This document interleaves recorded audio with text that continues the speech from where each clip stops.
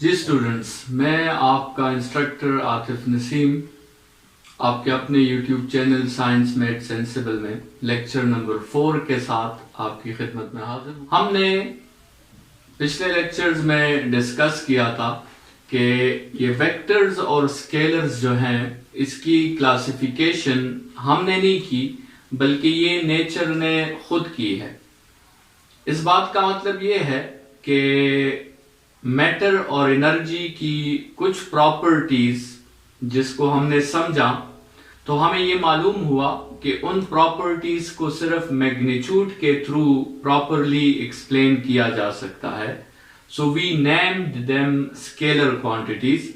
और कुछ प्रॉपर्टीज को जब हमने पढ़ा सो हमें ये मालूम हुआ कि इन प्रॉपर्टीज को सिर्फ मैग्नीट्यूड से क्लियर नहीं किया जा सकता, इसके लिए डायरेक्शन की जरूरत भी होती है। So we called them vector quantities. हमने सिर्फ उन प्रॉपर्टीज को समझा है कि ये स्केलर है या वेक्टर है, बाकी ये क्लासिफिकेशन खुद नेचर ने कर ली है कि इन प्रॉपर्टीज में सिर्फ मैग्नीट्यूड की जरूरत होती है और प्रॉपर्टीज में मैग्नीट्यूड के साथ साथ डायरेक्शन की जरूरत भी होती है। एक एग्जांपल लेते हैं जिससे हम ये समझेंगे कि ये क्लासिफिकेशन वेक्टर्स और स्केलर्स की ये क्लासिफिकेशन नेचर ने खुद की है। हमें सिर्फ उसे समझना है कि हम कौन कौन सी प्रॉपर्टीज को स्केलर का नाम दें और कौन कौन सी प्रॉपर्टीज को हम वेक्टर्स का नाम दें। लेट्स सपोज आपके साथ एक पर्सन ए है और उस पर्सन ए को जो है आर्मी के साथ बहुत शौक है, वो आर्मी ज्वाइन करना चाहता है और उसने आर्मी के लिए अपने डॉक्यूमेंट सेंड किए थे। आज उस पर्सन ए को आर्मी हेडक्वार्टर से एक पीआरओ जो है कॉल करता है कि आपको हमने शॉर्टलिस्ट किया है, आप काइंडली इंटरव्यू के लिए हमारे हेडक्वार्टर में आ जाए, हम आपका इंटरव्यू लेना चाहते हैं। सो आपको क्या लगता है कि ये लेट्स सपोज इस पर्सन ए को हेडक्वार्टर का एड्रेस मालूम नहीं है, तो सबसे पहले ये पर्सन ए क्या डिमांड करेगा? ये पर्सन ए डिमांड करेगा एड्रेस को।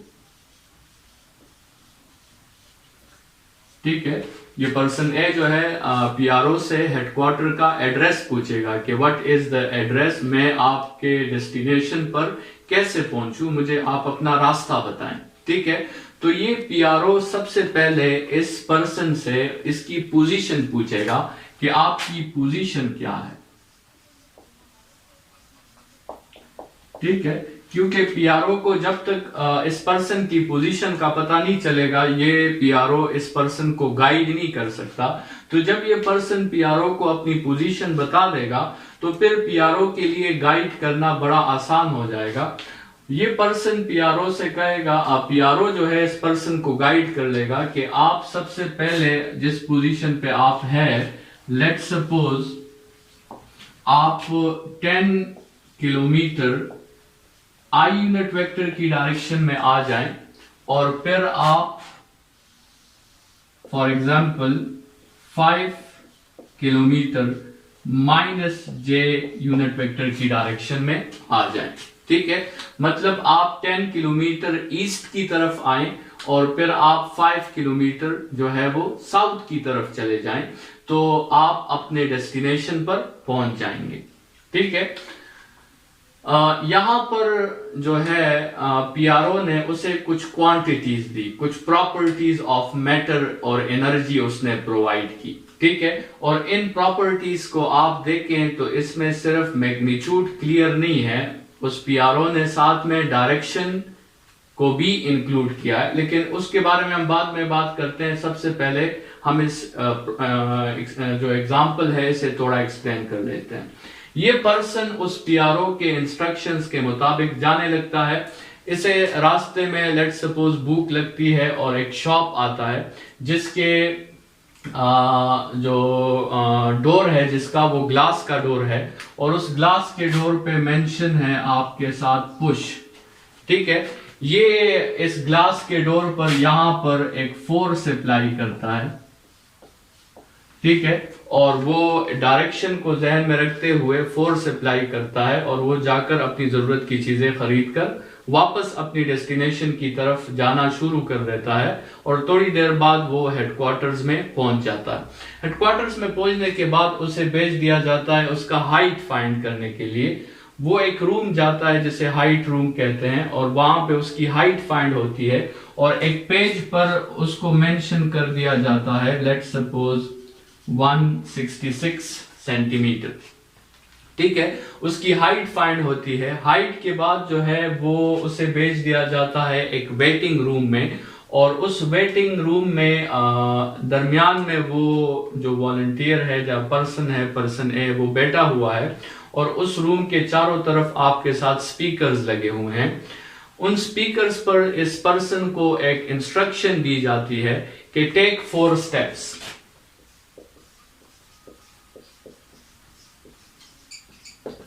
ये पर्सन उठकर 4 स्टेप्स जो है लेता है और फिर इसके बाद इसे इंस्ट्रक्शन दी जाती है कि आपने अपना टेस्ट फेल कर दिया है, आप वापस घर जा सकते हैं। ठीक है, तो लेट्स सपोज ये हमारे साथ एक एग्जांपल है और अभी इस एग्जांपल को हम in terms of scalars and vectors quantities discuss करते हैं और देखते हैं कि इनमें से कौन सी क्वांटिटीज ऐसी हैं जो सिर्फ मैग्नीट्यूड देने से स्पेसिफाई होती है और कौन सी क्वांटिटीज ऐसी हैं जो मैग्नीट्यूड के साथ साथ डायरेक्शन की रिक्वायरमेंट भी रखती है। ठीक है, सबसे पहले बात करते हैं पीआरओ ने जो इंस्ट्रक्शंस दी थी इस पर्सन को हेडक्वार्टर तक पहुंचने के लिए।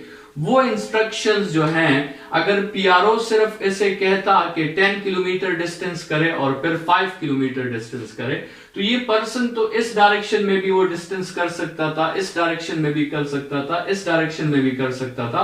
तो पर्सन को कंफ्यूजन थी, उसे बात क्लियर नहीं हो रही थी और उसे बात तब क्लियर हुई जब पीआरओ ने उसके साथ साथ डायरेक्शन को भी स्पेसिफाई किया कि आप 10 किलोमीटर पॉजिटिव एक्स एक्सिस की डायरेक्शन में आए और फिर 5 किलोमीटर जो है वो नेगेटिव वाई एक्सिस की डायरेक्शन में जाएं, तो तब ही आप हेडक्वार्टर्स तक पहुंच सकते हैं। तो सिर्फ मैग्नीट्यूड से बात क्लियर नहीं हुई, डायरेक्शन को भी स्पेसिफाई करना पड़ा। तो ये जो क्वांटिटीज आपको नजर आ रही हैं, these are called vector quantities और इन क्वांटिटीज को हम फिजिक्स में कहते हैं डिस्प्लेसमेंट्स। ठीक है, तो displacement is a vector quantity और इसको हम रिप्रेजेंट करते हैं स्मॉल डी से विद एन एरो हेड। ठीक है, सो लेट्स सपोज ये इसको 2 डिस्प्लेसमेंट्स दिए गए थे, D1 and this one is D2। ठीक है, अच्छा फिर जो है जैसे रास्ते में हमने देखा इस पर्सन ने फोर्स अप्लाई किया, लेकिन अगर इस फोर्स को अप्लाई करने की डायरेक्शन मेंशन ना होती तो शायद ये पर्सन इस दरवाजे को ना खोल पाता। ठीक है, लेट्स सपोज अगर वो डायरेक्शन मिटी हुई होती और ये पर्सन उस डोर को अपनी तरफ खींचता तो फिर ये दरवाजा जो है ये ओपन ना हो पाता, ये डोर ओपन ना हो पाता। तो फोर्स भी इसका मतलब ये है कि एक वेक्टर क्वांटिटी है और यहां पर इसने दोबारा एक वेक्टर क्वांटिटी की हेल्प ली जिसमें इसके जहन में सिर्फ मैग्नीट्यूड नहीं था बल्कि साथ साथ डायरेक्शन भी मौजूद था। तो force is also a vector quantity. यहां पर इस पर्सन की हाइट फाइंड हुई, उसके एक पेज पर लिख दिया गया कि दिस इज 166 सेंटीमीटर। पर्सन को कंप्लीटली बात क्लियर हो गई कि मेरी हाइट 166 सेंटीमीटर है। उसके लिए डायरेक्शन की जरूरत नहीं पड़ी कि ये 166 सेंटीमीटर आई यूनिट वेक्टर है या जे यूनिट वेक्टर है या ईस्ट की तरफ है या 30 डिग्रीज बना रहा है या 60 डिग्रीज बना रहा है। ठीक है, तो इसका मतलब ये जो क्वांटिटी जिसकी यहां पे बात हो रही थी it is a scalar quantity. ठीक है, इसको सिर्फ मैग्नीट्यूड से हम रिप्रेजेंट कर सकते हैं and this quantity lies in the category of distance. ठीक है, इसको हम डिस्टेंस कहते हैं and distance is a scalar quantity. फिर जब ये वेटिंग रूम की तरफ आया और इसे इंस्ट्रक्शंस मिले कि टेक 4 स्टेप्स, तो इसने गलती क्या की, असल में ये इंस्ट्रक्शंस थे और इंस्ट्रक्शंस जो है वो इस तरह थे कि टेक 4 स्टेप्स, तो ये एक ऑर्डर था, इससे पूछना चाहिए था कि मुझे 4 स्टेप्स किस डायरेक्शन में लेने चाहिए। मतलब जो इंस्ट्रक्टर था वो इसे एक वेक्टर क्वांटिटी देना चाह रहा था, लेकिन इस पर्सन ने इस क्वांटिटी को स्केलर कंसिडर कर लिया और अपनी मर्जी से किसी भी डायरेक्शन में 4 स्टेप्स ले लिए। इस पर्सन के मुताबिक डायरेक्शन जरूरी नहीं थी, लेकिन उस इंस्ट्रक्टर के मुताबिक डायरेक्शन जरूरी थी। तो यहां पर इस पर्सन ने गलती की, जिसकी वजह से इसका टेस्ट फेल कर दिया गया। इस सारे एक्सपेरिमेंट में हमने डिस्कस किया कि स्केलर्स और वेक्टर्स की क्लासिफिकेशन जो है वो नेचर ने खुद की है। हमने सिर्फ समझना है कि कौन सी क्वांटिटीज को हम सिर्फ मैग्नीट्यूड से रिप्रेजेंट कर सकते हैं और कौन सी क्वांटिटीज को मैग्नीट्यूड और डायरेक्शन दोनों से रिप्रेजेंट किया जा सकता है। यहां पर एक बात याद रखें कि फिजिक्स में आपको ये इजाजत है कि जब भी जरूरत पड़े तो आप किसी स्केलर क्वांटिटी के साथ अपनी मर्जी की डायरेक्शन लगाकर आप उसे वेक्टर बना सकते हैं और किसी वेक्टर क्वांटिटी से डायरेक्शन हटाकर आप उस क्वांटिटी को स्केलर भी बना सकते हैं। ठीक है, ये इजाजत जो है आपको है। जब भी डिराइवेशंस में जरूरत पड़े तो आप ये काम कर सकते हैं कि आप स्केलर को वेक्टर में कन्वर्ट कर सकते हैं और वेक्टर को आप स्केलर में कन्वर्ट कर सकते हैं।